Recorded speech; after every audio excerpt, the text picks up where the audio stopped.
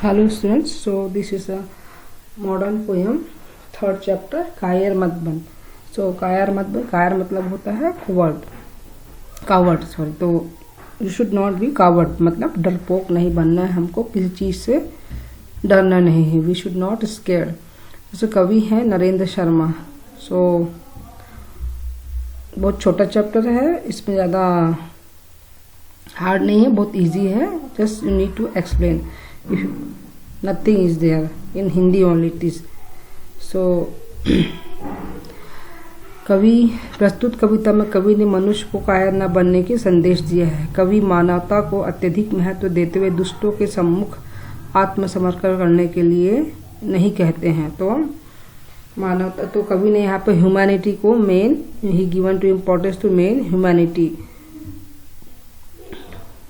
So very small poem, only 2 portion is there. It's not so much big. So just very easy. You can easily explain if you're not understanding. Also, in exam time, if you have language problem, little bit you need to explain 4 line.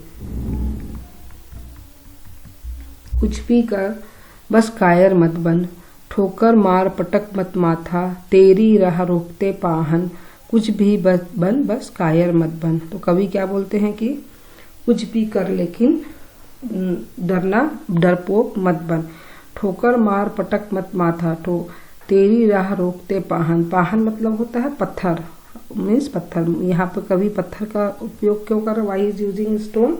It's like problem in your life. There are so many problems will come too. You should not put your head in this stone. You should not stuck in this problem. You should throw that stone. You should throw this problem, you should solve this problem and you should move forward.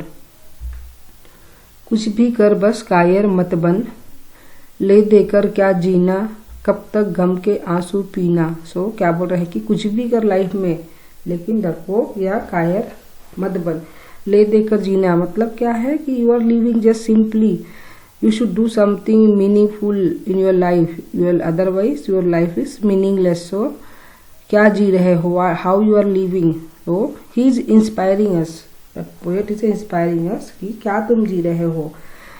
और कब तक गम के आंसू, why you are crying. You should not cry, you should not become sad. You should throw all the problems in your life and you should be strong.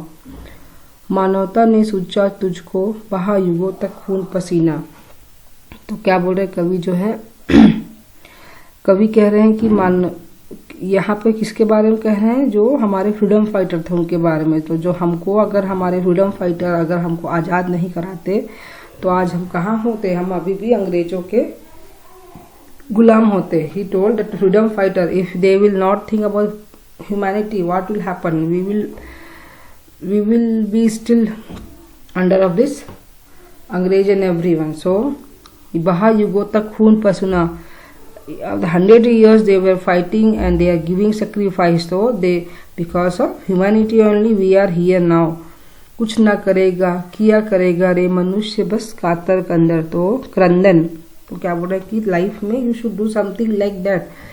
Okay, you should save the humanity. You should think about humanity. हमको क्या करना है? मानवता के बारे में सोचना है. ये नहीं कि अपना लाइफ खाई पिए और निकल गया. रे बस मनुष्य कातर क्रंदन. कातर क्रंदन मतलब होता है रोना. कातर मतलब हमेशा रोना. Always you are crying for the small things.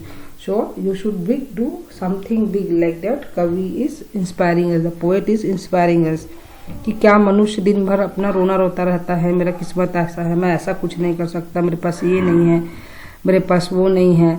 So better you should do something. Don't cry for this thing. You should earn. कुछ भी कर बस कायर मत बन. सो क्या कहते कवि कि कुछ भी कर लेकिन कायर मत बन.